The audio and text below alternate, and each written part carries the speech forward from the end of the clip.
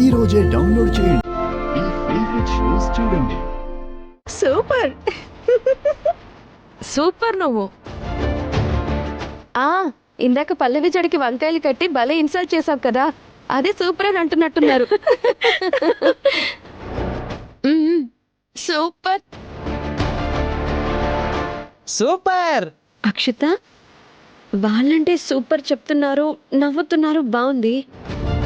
ఈ పల్లవిని ఇన్సల్ట్ చేస్తే పల్లవి కూడా వచ్చి సూపర్ అంటుందేంటి?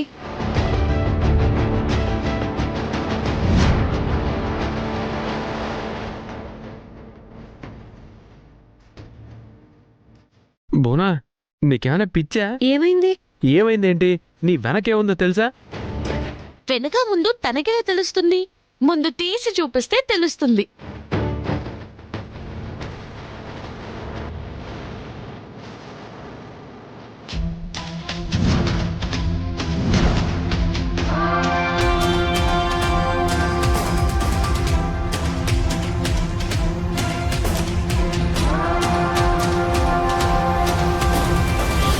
ఎవరైనా తెలివైన దానివని రాసుకుంటారు కానీ హాఫ్ బ్రెయిన్ దానివని చెప్పుకుంటావేంటి భువనా?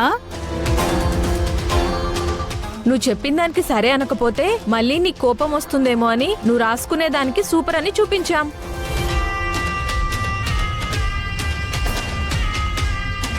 హే పల్లవి, ఇదంతా నువ్వే కదా చేసింది? నేను చేశానా? ఇందాక నా జడకి వంకాయలు కట్టింది మీరేనా? నేను కట్టలేదు. అయితే ఇది నేను రాయలేదు. ఏదేమైనా నువ్వు హాఫ్ బ్రెయిన్ క్యాండిడేట్ అని నువ్వు ఒప్పుకోవడమే కాదు, మొత్తం అందరూ నీకు ఓటేశారంటే నిజంగా నువ్వు హాఫ్ బ్రెయిన్ క్యాండిడేట్ వే కదా చంటి? అంతే కదా.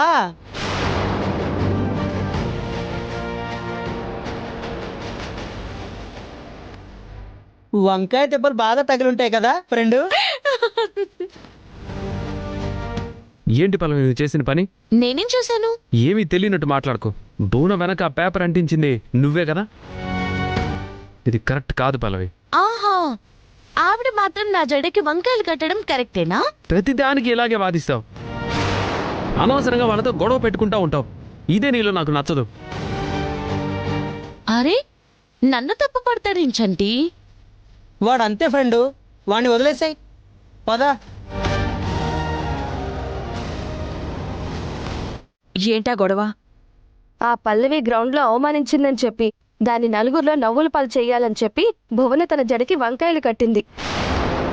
అనుకున్నట్టే దాన్ని అందరిలోనూ నవ్వుల పాలు చేయగలిగాను కానీ అది తెలివిగా నా వీపుకే పేపర్ అంటించి అందరిలోనూ నన్ను నవ్వుల పాలు చేసింది.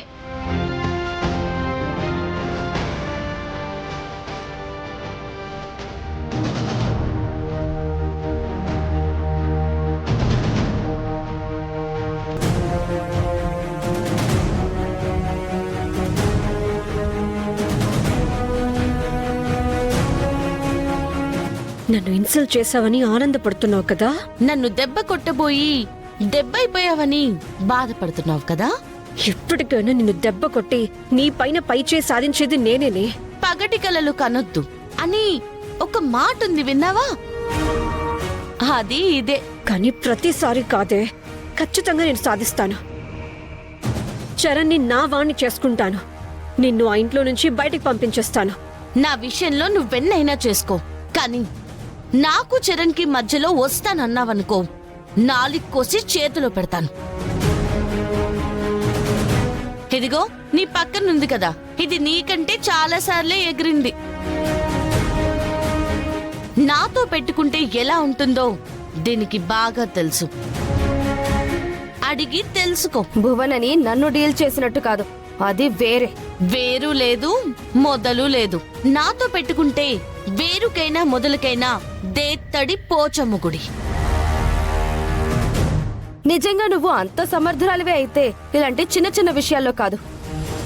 రేపు సింగింగ్ కాంపిటీషన్ ఉందిగా, ఆ కాంపిటీషన్లో తేల్చుకో భువనతో. ఆ కాంపిటీషన్లో గెలవగలనన్న నమ్మకం నాకుంది. నాతో పోటీ పడగల మినిమం కెపాసిటీ అయినా తనకుందో లేదో తనను అడుగు. నేను నీకంటే బాగా పాడతాను. అవునా? రేపొద్దున పేపర్లో వేద్దాం.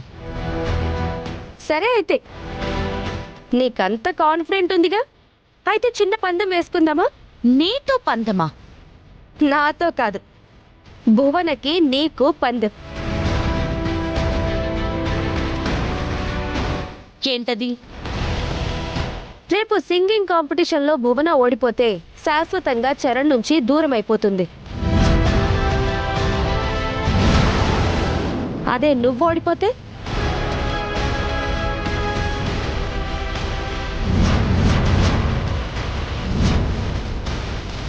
చరణ్ నుంచి దూరం అయిపోతావా?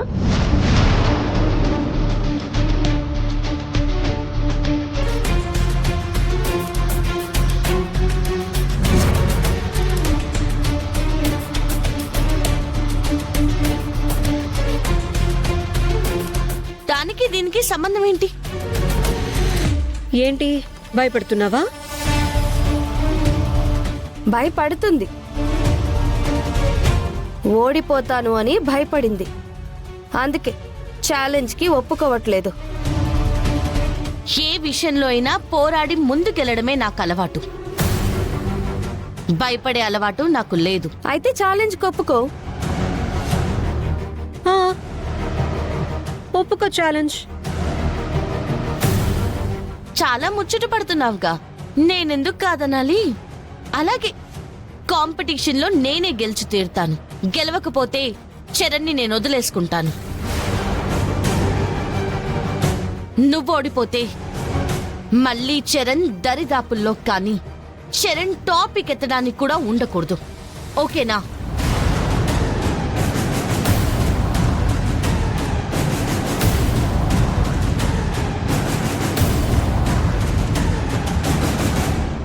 Okay, challenge. ఛాలెంజ్.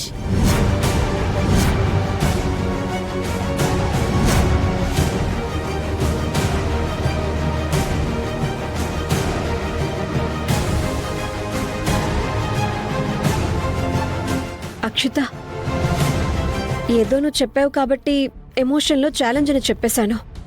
ఈ ఛాలెంజ్ ఎందుకు పెట్టావు? ఏ దాంతో పోటీ గెలవలేవు అనుకుంటున్నావా?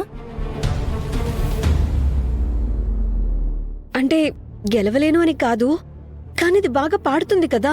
అది బానే పాడుతుంది, కానీ స్టేజ్ మీద పాడితేనే కదా గెలిచినట్టు. అంటే ఈ ఛాలెంజ్ నేను ఊరికే చెయ్యలేదు, దానికి నా దగ్గర ఒక స్కెచ్ ఉంది.